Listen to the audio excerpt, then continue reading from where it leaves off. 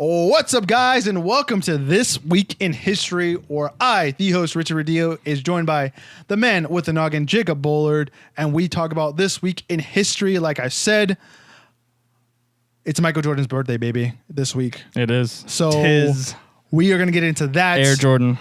First thing, this week in history. Let's get it. Like the video. Boom. All right, so we are running from Thursday, February 14th through Wednesday, February 20th. So we're starting off on Valentine's Day, which is tomorrow as of recording. Are you ready? Titties. Yikes. Okay. February 14th. What a great transition this is. February 14th, 1817 is Frederick Douglass's birthday. Great transition there. Why didn't you just tell me? Never mind. Go ahead. Keep going. I didn't know what you were going to do with it. In any case, obviously, one of the most prominent figures in ending slavery in the United States. His papers and like his speeches and such that he gave are very famous and very effective to that end in any case. Yeah, I forgot one of the lines he had, but at the end of it, I know it was talking about being like more independent or less dependent on things, and I thought that was like a big thing. And like in a lot of his speeches, he always talked about being independent or not dependent on like people or like the government, like being like self-efficient. That's why I liked about him. I think it's kind of forgotten, unfortunately. A little bit, yeah. February 14th, 1859, Oregon is admitted to the Union as the 33rd state, also known as the Antifa state. Also where a lot of people died on the Oregon Trail. No, I'm just kidding. Sorry. Well, but most of the Oregon Trail's not in Oregon. I know. It was a joke. It wasn't a very good one. I'm sorry. Okay. Bum, bum, bum, bum. I'm not funny. 1912, February 14th, 1912, Arizona is admitted as the 48th state. I'm surprised. I guess like no one wanted to live down there, but like Arizona was the last of the lower 48. But it's like not on the coast or anything like that. Because hot balls. Hot as balls. It's Sorry, true. I repeated myself. It's true. I would have thought New Mexico was the last one. Flagstaff's nice. Yeah. I almost went to school there. This is true. February 14th, 1929, in the city of Chicago is known as the on that day in the city of Chicago is known as the St. Valentine's Day Massacre. It was shootout / public execution, like gang war between the Irish North Side and the Italian South Side, which was run by Al Capone. Al Capone. And they had like a big shootout, and then they ended up capturing, I think it was 7 guys, and they were like executed in the street, basically. Mm-hmm. I don't have anything to add to this. Nothing to say about your Al Capone past? I mean, I know things about Al Capone, but none of it really applies to like this specific day. Okay. Obviously, he eventually went to prison for tax fraud. Hey, that's the way you gotta get him. There you go. February 15th, 1564. Turning back the clock. God damn. Way back. Galileo. There's actually, I have 2 astronomers on this list. The first of which, February 15th, 1564, is Galileo Galilei's birthday. He was Italian and obviously one of the greatest scientists of his time, responsible for the discovery and mathematical calculations of all sorts of astronomical related things. Also became blind. Kids, don't stare at the sun too much. That's why in eclipses you wear those special glasses. This dude literally stared at the sun and went blind. Also, one of the many people during, like, or scientists during history or during time where he was kind of not exiled or shunned, I guess, from like the church, because a lot of the ideas he was putting out were very new and just not in the times, I guess.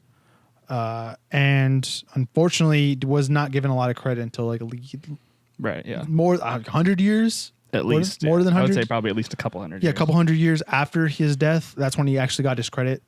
So it's like a weird and crazy thing where people don't really appreciate his work until, like I said, centuries later. Yeah, a lot of the discoveries that he made were contrary to like what the Catholic doctrine was at the time, and so he was kind of shunned for that, as you said. Wasn't he like an Assassin's Creed game? Da Vinci was. I don't remember if Galileo was. Let's keep moving. In any case, February 15th, 1820 is the birthday of Susan B. Anthony. Obviously, the pioneer when it comes to women's rights, women's voting rights specifically. She was like one of the founding suffragettes and pushed really hard to get women the right to vote. Yeah, a lot of people or a lot of women, after they go vote, I don't know where her gravestone is, but they'll go and then they take their sticker and they put it on her tombstone. Yeah. They do that like every 2 years, I guess. It must be. It's pretty cool. It must suck to be the Undertaker there, or the guy that takes care of that, because then like I don't know. When it rains, it probably they probably fall off. I know, but once that day it doesn't rain. They just probably wait until it rains. I'm sure it rains. It's in like I'm pretty sure it's like in the Northeast somewhere. It rains all the time up there. I don't know.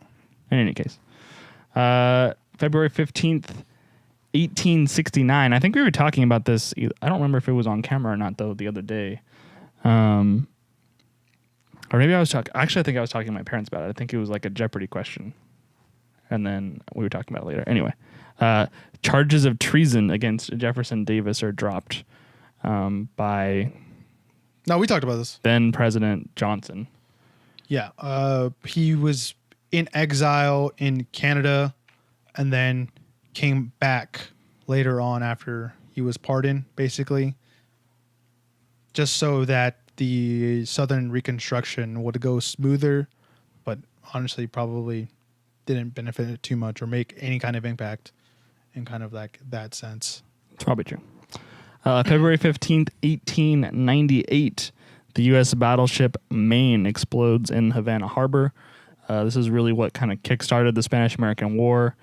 The U.S. government used the phrase "Remember the Maine" as like a rallying call for men all across the country to enlist into the Army and Navy and such and fight the Spanish-American War. Yeah, a lot of weird speculation around it because of how it might not have been an attack on the Maine, I think, right? Factually? It's one of those things where there's like some theories that like it was like a planned thing to like kickstart the war. Because I remember reading about something on a newspaper and they were sending people down there and how I guess they fabricated a story around that, I guess, so that we can, I guess, get into Cuba. I think that those stories surrounding the Maine have a little bit more credibility than like the Pearl Harbor things. It's like people knew that Pearl Harbor was coming and like all these things. Like when you talk about, I guess, like media manipulating people, like this has been going on like not recently. It's been going on for like a long time. But I think this is like one of the examples where it's being used. And sorry, we're not going to mention that at all. All right, let's keep going. February 16th, 1937, DuPont patents nylon as a like cost reducing replacement for silk. So like a lot of textiles and like regularly produced items in that time period used silk because that was like basically the only thing that they had. But the DuPont company learned how to fabricate what we call nylon now. And it kind of revolutionized the industry at the time just because they were able to produce on a much larger scale. They didn't have to import from the Far East because like most of the silk comes from like the China, like Southeast Asia sort of part of the world. So they didn't have to import and they could just fabricate it locally. And so, yeah, it really revolutionized a whole series of industries because of the... Do you think patents slow things down, actually? Slow things down in what way? Or it's to not allow a competitor to try to like maybe make that original process or invention more efficient and more cheaper? No, because if they do that, then they would be able to get their own patent. No, I meant like patents in general, like not having them is what I meant. Like, do you like if there was no patent, like you were able, it was like a free market idea where someone can just take that and then make it better or try to make it better and make it more efficient, more cheaper for customers. So it's not like I don't want to make a debate about it. I'm just asking if like it's a yes or no answer. I would say no. Okay. No, I don't. February 17th, 1801. I don't know if this has happened since then. I couldn't remember. I probably should have looked it up. But the House of Representatives breaks an electoral college tie between Aaron Burr and Thomas Jefferson, who had a neck and neck tie in the, I guess, 1800 presidential election going into 1801. And they obviously voted for Thomas Jefferson, who was our third. Aaron Burr was not our third president of the United States. It was a vote. It was kind of in the realm, or that carried all the way through Jackson, different disputes. One of the people that was very influential on the votes was Alexander Hamilton, on how obviously he was a Federalist, and then Thomas Jefferson was an anti-Federalist, but he also had beef with Burr. So he's like, well, do I have the devil or have the demon? I've heard this in a podcast. And he was like, I'll go with the demon, which was Thomas Jefferson over Burr. So that was kind of interesting, and how he influenced different voters or different people in Congress to change their vote. Yeah. I don't sway their vote. Sorry. We normally don't hit too many sports topics in This Week in History, but I think that Michael Jordan is definitely one of those names that's, I think last week we had Jackie Robinson, I think, or maybe it was 2 weeks ago now. This week, Michael Jordan, February 17th, 1818. Woo, Michael Jordan's really old. 1963 is Michael Jordan's birthday. One of those figures that just transcend sports. Everyone knows who Michael Jordan is. His brand, his name, his brand has reached almost every corner of the world. It's even getting into soccer, the PSG jerseys the other day wore Air Jordan jerseys. Yeah, it started with I think Michigan has those, and then now obviously he's infected into different areas. Not that's a bad thing. Also, an interesting thing is also with his way of pushing Jordans, I guess, is a very bigger thing than what it is with the way athletes are having shoe deals, I guess, and it's have its impact today. And then another thing is when you have the Kobe or LeBron or LeBron James hit the kind of everyone you say Jordan, you know what I mean, when they dunked or something like that. So it was kind of an interesting. He's had an impact on culture in so many different ways, and it's just it's not that I'm saying it's not recognized, but it's just you don't really recognize his impact until you actually think about it, I guess. I think it's everything that we see in the NBA now is predominantly his doing, from everything to style of play to you were saying the shoe deals and merchandising and stuff like that. And then he's has a hold on pop culture as well, just with various things that he's done, and even the crying, even all the way down to the crying Jordan memes and stuff like that. Yeah, even you have Magic Johnson, Wilt Chamberlain, Akeem Abdul-Jabbar, just even those. I don't know how to say his name. Anyways, I don't really care. Shaquille O'Neal. You've had all those different players that have been huge, but none of them have even got to the his level, even Kobe or LeBron. So it's crazy. But yep. My screen turned off here. February 18th, 1885, The Adventures of Huckleberry Finn, which is written by Mark Twain, is published in New York. Probably one of the, I don't know if I would say best novels written of all time, but definitely most popular novels of all time. I know that I would imagine most people in the United States had to read this in school. Did you guys read Huck Finn? Maybe it was just an honors thing. I remember watching something alongside maybe reading it, but it's a book that's a good time capsule on the time and period of it. I would definitely recommend it, even if you're not reading it in school. I think it's a good way to understand the way the world works, or used to work. Yeah. Sorry. And it's obviously something that's readily available if you haven't had the chance to read it. It's just it's an American classic. Yeah, novel. It should be $5 on Amazon or something. Probably, yeah. February 19th, 1473. I said I had two astronomers on this list. Here's number 2. Nicholas Copernicus is born. He is credited as being the first person to determine that the Earth was revolving around the sun, which is, again, would have been another one of those things that was antithetical to traditional beliefs at the time, where it was the Earth was the center of the universe, sort of thing. Yeah. February 19th, 1945, is the beginning of the Battle of Iwo Jima. Is the first day of the naval invasion where U.S. Marines landed on Iwo Jima, one of the bloodiest battles of World War II, in terms of just not like the numbers lost on both sides.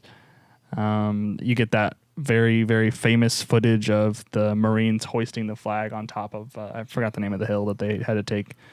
And obviously that moment being memorialized at the World War II monument in Washington. Yeah, I think a part of history that I don't know, it's seems like it's not that it's forgotten. It's just not in the mainstream, but a good way to kind of get like a quick refresher or kind of idea of like what happened. Two good movies that are like kind of go alongside each other really well. Same director actually.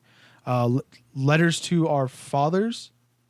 No, Letters from Iwo Jima. Letters from Iwo Jima and Flags of Our Fathers. Sorry, yeah. Both Clint Eastwood movies. Great movies. Go watch them. I had my freshman baseball coach. I don't know if you remember Coach Wells. I don't know if you know who that is or not, but he was the freshman baseball coach when I started there in high school. He was there at Iwo Jima. He was in the Marines. Oh, wow. Yeah. And he was still coaching? Yeah. Damn. He was like in his almost 90. Impressive. Yeah. Shout out to all those veterans. So that takes us to our final day, which is February 20th. 1792 is the creation of the United States. February 20th, 1792 is the creation of the United States Post Office. I don't know. I guess there's an argument to be had that should the post office even exist? Should it have been just a privatized thing? Now, I think the argument nowadays is having that kind of dispute. I think back in the day, it was kind of just like a necessary thing to have, but now it's like starting to turn to where it's like we have privatized things that do the same thing in better ways. And the post office, at least nowadays, has turned into basically just a money pit. Yeah. Like they just bleed money. Well, bleed taxpayer money. Just the way they set it themselves up, I guess. Yeah. And last but not least, February 20th, 1927, Sidney Poitier is born. He was the very first African-American actor. I thought this one would be particularly relevant with the Oscars coming shortly. He was the very first African-American actor to win an Oscar. What do you win the role for? I do not remember the name of the film. I did not write it down. Go look it up. It was not a movie that I had seen. Let us know what that movie is. Yeah. But in any case, that is it for This Week in History. All right, ladies and gentlemen, if you haven't already, leave some comments down below on things to add, things that we missed, and things that we should cover, I guess. Also, please consider subscribing to the Jacob and Me channel and liking the video and sharing this with all your friends so they can learn some stuff, I guess. So I have been the host, Richard Rodillo, joined by the man with the noggin, Jacob Bullard. We shall see you guys in the next This Week in History video. Bye-bye. Bye.